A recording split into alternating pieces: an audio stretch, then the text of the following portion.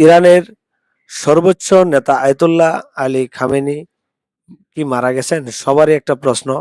হ্যাঁ, ইরানের রাষ্ট্রীয় সংবাদ মাধ্যম নিশ্চিত করেছে যে দেশটির সর্বোচ্চ নেতা আয়াতুল্লাহ আলী খামেনি মারা গেছেন। ঘটনাটির প্রধান তথ্যগুলো নিচে বিস্তারিতভাবে বলা হলো।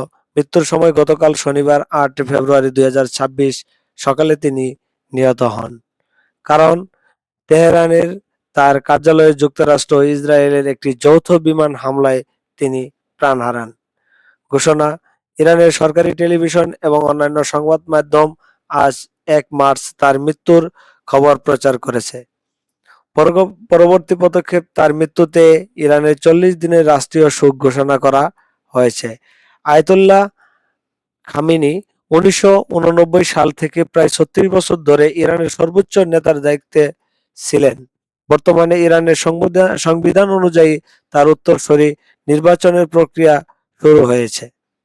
ধন্যবাদ সবাইকে।